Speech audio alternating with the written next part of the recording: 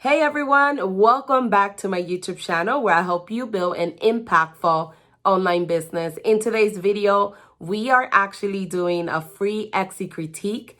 This is one of the many free critiques I do every single month. So you might be an actual winner today. So make sure that you watch this video all the way to the end to see if you are the lucky winner. Now, if this is your first time visiting my YouTube channel, consider subscribing today. I do upload weekly videos to help you build an impactful Etsy business. And don't forget to grab this free Etsy SEO guide that will help you get started the right way by optimizing your store and listings for SEO. You will find the link right below the video. So let's head over to my computer to see who is today's lucky Etsy critique winner. So here we are, and today's lucky winner is a store AST Design Co. And the shop owner is Anna. So congratulations, Anna, for winning today's critique. Guys, even if you didn't win the critique, everything that you're about to learn on this critique, you could actually apply towards your very own store. So it doesn't matter what niche you're in. So make sure that you watch all the way to the end. And while I'm doing the critique, if you guys have any feedback for Anna on anything that she's doing really great or anything that she needs improvement on, please leave your feedback below. I'm trying to create a sense of community where we all come together and we help each other grow on Etsy. There's enough room for everyone. So let's go ahead and get started. The listing that I'm actually doing a quick audit on is this one right here. So if you have watched my videos before, I normally pick a listing and I break it down. I talk about product photography, the title, the listing, the tags, SEO, marketing strategies, and different things that you could do for the overall to increase your sales and scale your business to the next level. So the first thing I want to talk about is product photography. It's really important to have an amazing photo when it comes to selling online. Whether you sell on Etsy, on Amazon, on Shopify, you have your own website, a blog, it doesn't matter. Product photography is everything. You could have an amazing product, but your photo's not great looking. Guess what? You're not going to get the sale. So product photography is really crucial. And I think she did a pretty decent job with it. The main photo is really nice. I do like the ornaments on the back. And I do like that she has different variations of the cup in two different colors. And then she has like the different angles of the cup. So I think that's pretty decent. It's very cohesive. It goes with the branding, so it's really nice. In addition to this, what I would do is making sure you could have a video where you show your mug. I mean, that's a new thing that Etsy is testing out if you're one of the beta students. Addition to that, you could have a picture asking people, don't forget to favorite this listing or don't forget to favorite our store. The reason why you want to start implementing this action is because you have 27 people that favorite your store right now. But let's say by the end of the year, you have 1,000 people. Every single time that you upload something new to your store, or you do changes, or you have new pricing, 1,000 people will get a free notification. That's free remarketing for you. And this is one of the items that I actually liked back in March. It went on sale 3 days ago and I got a notification. But that's because I favored the item. So you want to make sure that you proactively ask people that engage with your brand to favor your items or favor your store. You could put an image here asking them with an arrow pointing to the heart. And it will help you because then you could do a strategy and you could do every, let's say, twice a month. You could either decrease the price, even if it's like by 50 cents, so they could get that notification. They'll come back to your store. And keep in mind, a lot of times people have to engage with your brand a couple times before they buy from you. So sometimes even more than 7 times before they buy from you. So just keep that in mind. They're not going to buy the first time that they went in your store and they favor something. It doesn't happen that way. I wish it did. If it did, we will all be making money all the time on a continuous basis. So this is a strategy that you could start implementing and it will definitely help you increase your sales. I use it for my own stores, so I have my own experience with it and it does work.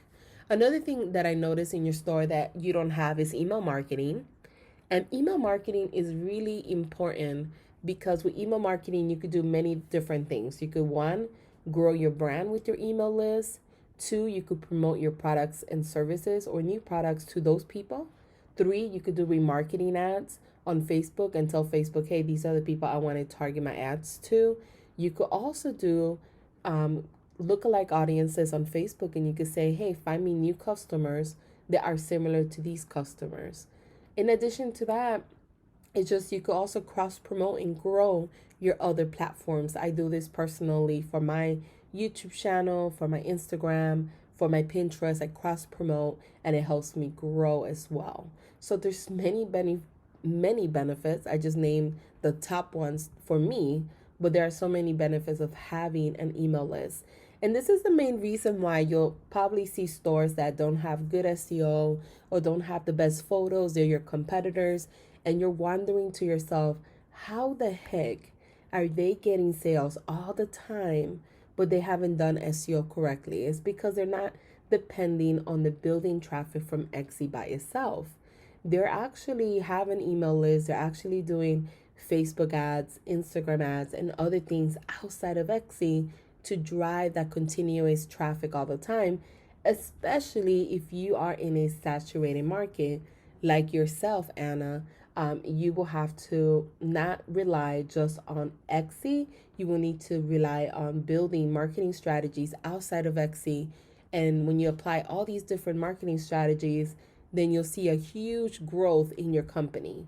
And that's how you have to think about it. It's great to do your SEO correctly because it does, Etsy does provide building traffic. So therefore, you could get some traffic from there. But then it's also great to be able to have an email list that you could say, hey guys, I have a special running on Labor Day weekend.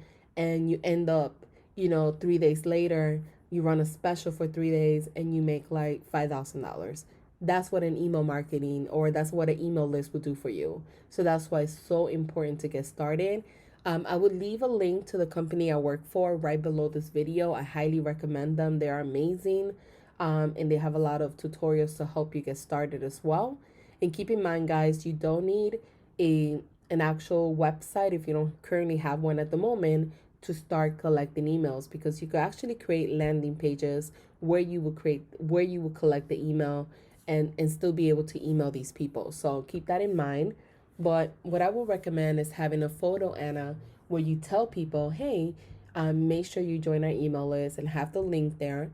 And then you will also put your link in your shop announcement, in your About Me story, in your listing description, in outside of Etsy as well, in your social media, like your email signature. You will use it in your YouTube channel if you have one, in your Instagram, your Facebook page.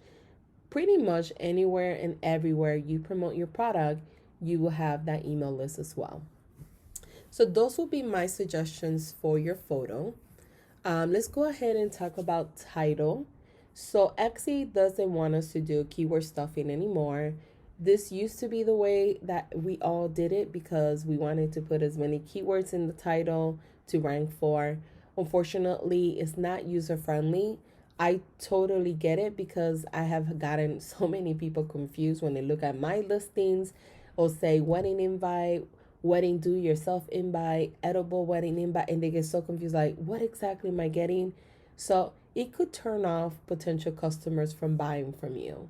So essentially what you want is that you want a title that is short and simple because it does get truncated in the search results, but you also want to make sure that it's user friendly for the customer, but it's optimized for SEO. So you want to make sure that you include your focus keyword in the beginning of the title. You write a description of what you're selling. You fill in as many tags or keywords as possible, but all thinking about the customer and making sure that when they read it, they won't get confused on exactly what they're looking at. And as you can see, your main keyword is I love fall, most of all coffee mug. And this will be your title as well in your page. So keep that in mind, that whatever your focus keyword is will be your title of your page. And then what you want to do for an on-page SEO factor is that whatever is your focus keyword, you want to include it in the first 155 characters of your meta description.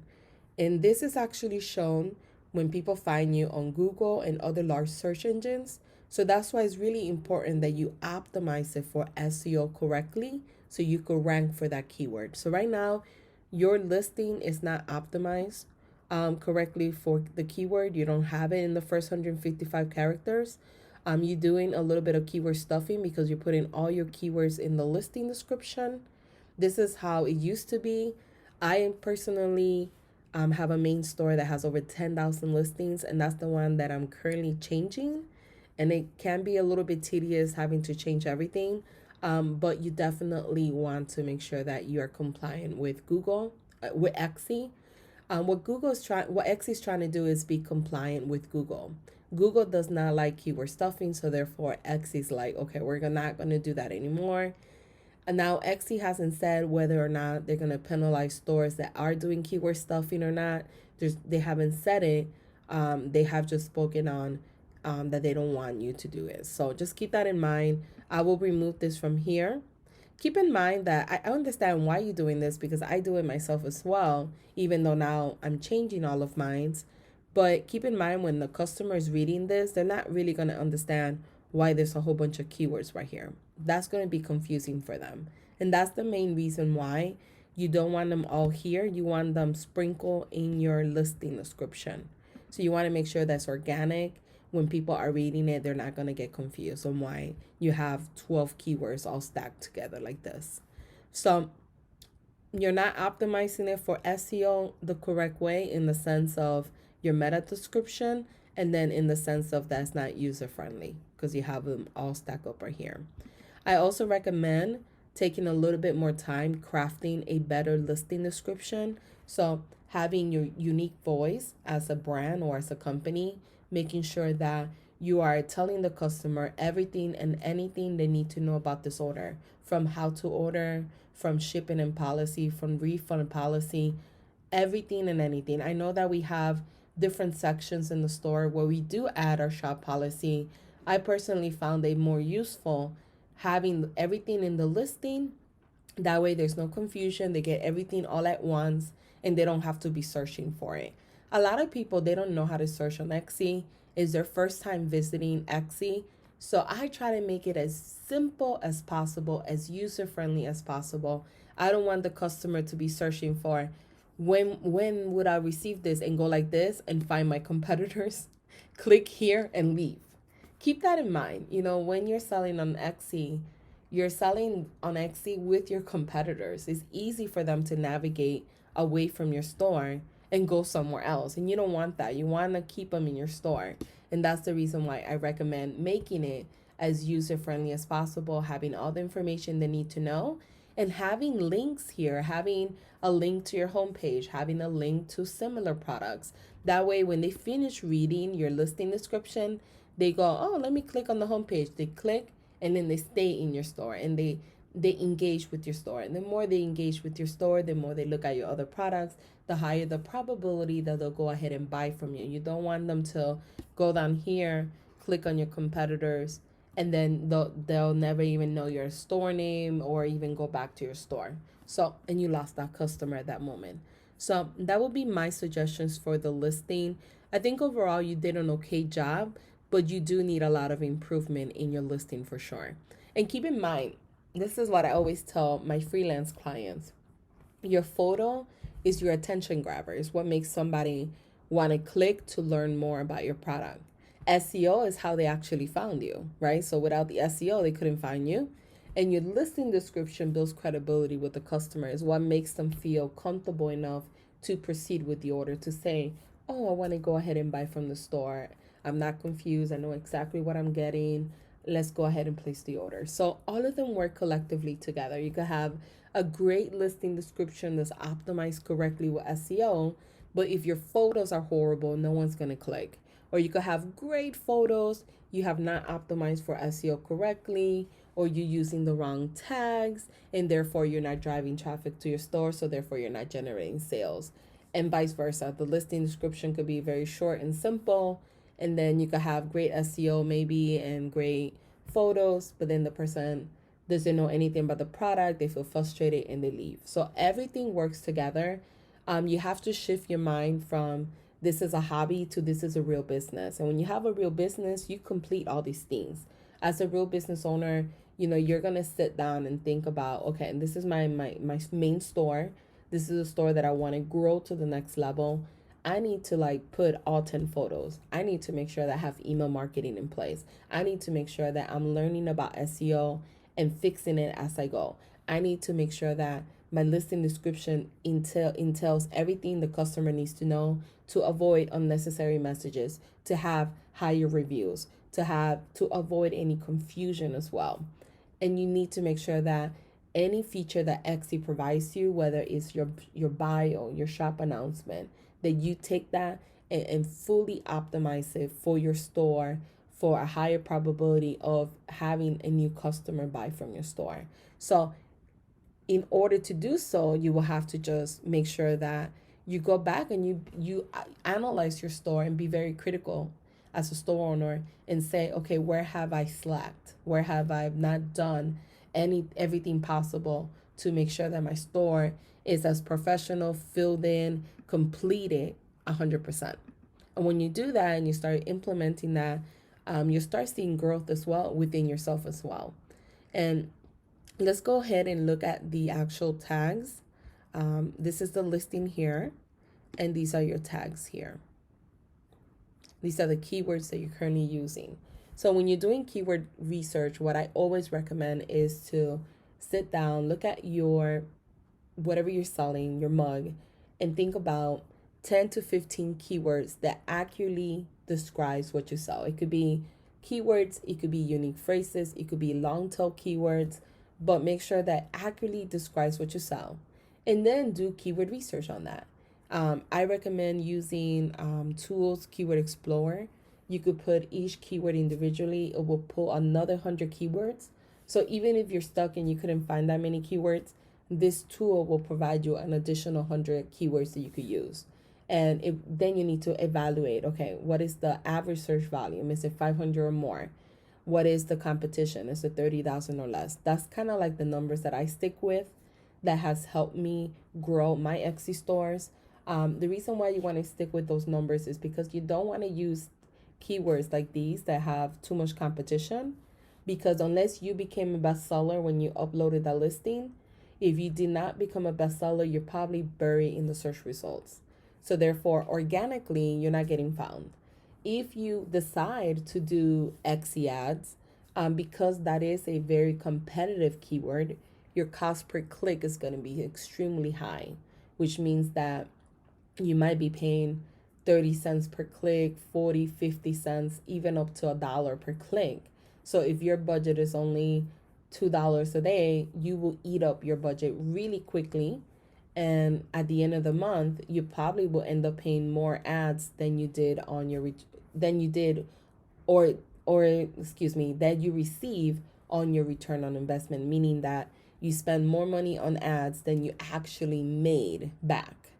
And this is one of the biggest issues that many of my freelance clients have, which is that they're using the wrong keywords that are very competitive.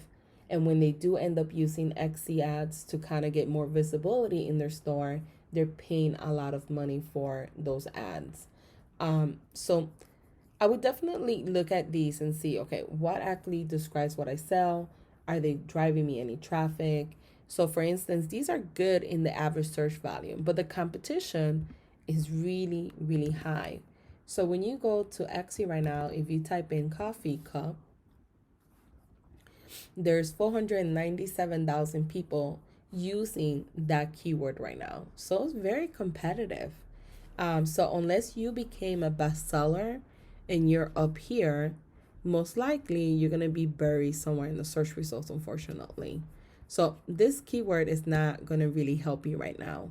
So these I would automatically remove. You did a good job with choosing a keyword that describes what you sell. Unfortunately, this is one of those keywords that are so competitive that is not going to really help you get found organically. And if you run ads, just keep in mind that your cost per click is going to be high. These are okay, I guess. Like the competition is not high at all. The issue with these is that there's no search volume. So it could be for different reasons. One, it could be because of the pandemic, right? I know for me personally, wedding season, normally like something like wedding signs or a tag for wedding signs, there's a lot of them that are like 10,000 monthly searches. But because of the pandemic, I've been affected by it. My store has plummeted in sales. I went from like 13,000 to 1,300 a month. So you could see the huge difference of revenue. And that's because weddings and events have been canceled. So therefore, not too many people are buying right now. Hopefully next year it will pick up. And my data when I'm looking at tags is like this. It's like negative. No one's really searching for it.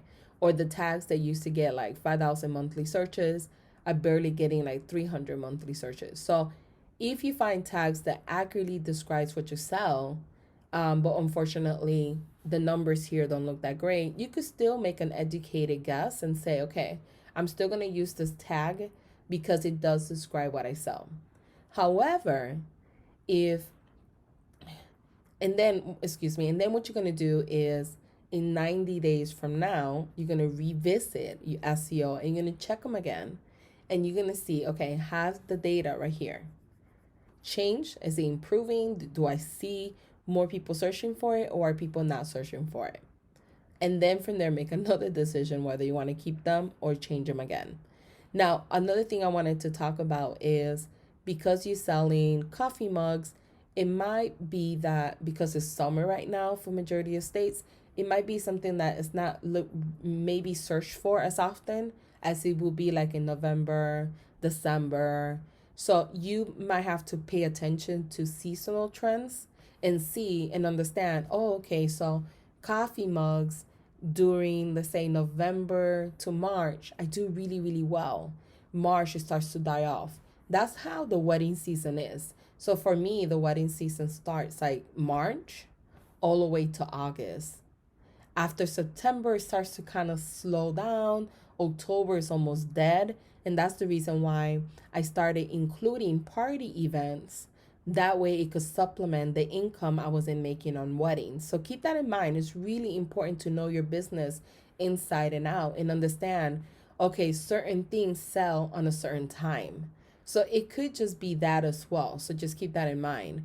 But you definitely, I think you did a pretty good job with your tags. I don't think you've done a bad job because a lot of these are accurately kind of describing what you sell. You didn't put, let's say, gift for her. When you use keywords like that, I don't recommend them because they're very broad. Now you're showing your products to anyone and everyone. It does hurt your conversion rate. You're not going to get the sales that you want with those type of keywords. But you didn't do that.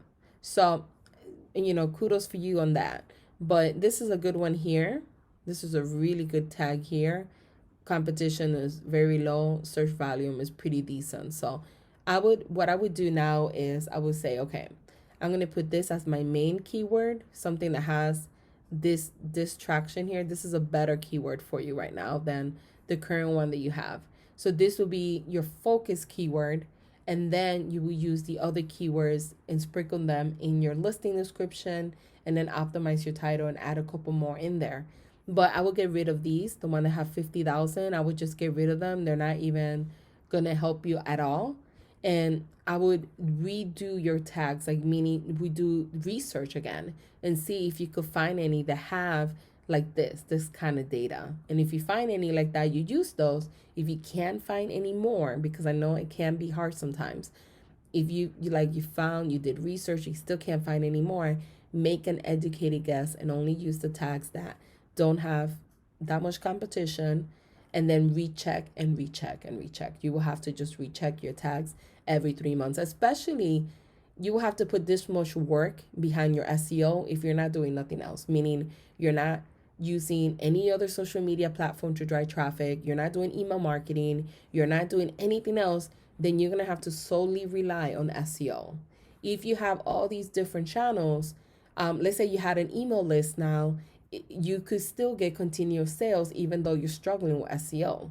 And that's why it's so important to have outside of Etsy a marketing strategy, whether is your email list, addition to that, social media, and start growing your brand, because you can't just solely depend on Etsy alone. As you can see, this is what happens.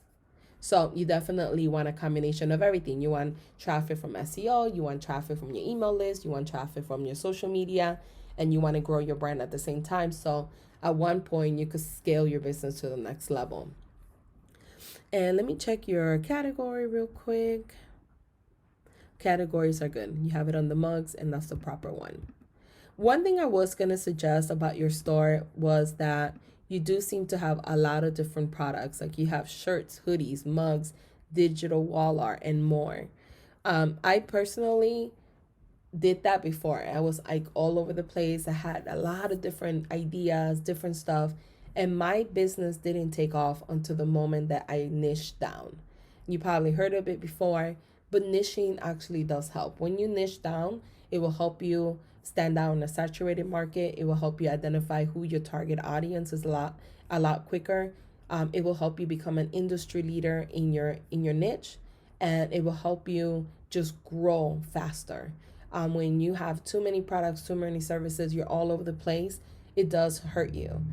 So maybe consider just niching down and thinking about, okay, what are the things that are doing really well right now for me, and building a brand and an audience that will tell you what type of products you should be adding to your store. A lot of times we add products just to add. Like we think, oh, this is so cute, let me add this. And we keep adding. And there's nothing wrong with that, because, you either win or you learn. That's all you do.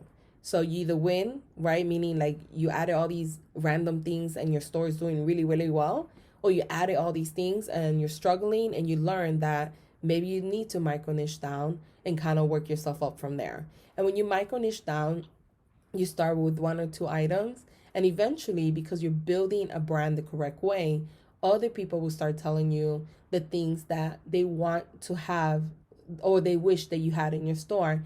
And then you start creating robust line of those products, and eventually you have more products in your store. But in the beginning phases, micro niching is the way that you identify yourself as an expert in that particular field. And that's how you get tons of authority from Google, all the large search engines. Google will start when somebody types in, let's say, mugs, it'll start pulling your store as one of the top stores to sell mugs, and will start sending you referrals, etc., and you start growing. But the only way to do so is by niching down. So I do recommend doing that for your store. I think your products look great, your quality look great, but I do think that you have a little bit of too much different things, especially with the amount of sales that you have. It shows me that you will need to micro niche a little bit more down. But I do want to congratulate you for starting a business, because I know that it's scary, it's hard, it's time consuming. You probably have a full-time job, you probably have a family. So I don't want to discourage you. I want to encourage you to keep going. It's a learning curve for everyone, including myself. I've been doing this for 11 years, and the first few years I didn't make any money online, because it was just a lot of learning, and I tried this, it didn't work. I tried that, it didn't work. I tried this, win, try, fail, not fail, but didn't work. Oh, I found something that worked. And even when it did work, it wasn't enough to quit my full-time job. So it does take time to build a business, but if you follow the tips that I mentioned on this video, it will definitely help you. And you could do a lot of research online about niching and branding. Those are the 2 things that are really going to separate you from everyone else that sells similar products like yourself on Etsy, and it will help you grow overall. Guys, I hope you enjoyed this critique. Let me know in the comments below if you have any questions for me also about anything that I mentioned during the critique. And I appreciate everybody watching, and I will talk to you guys soon.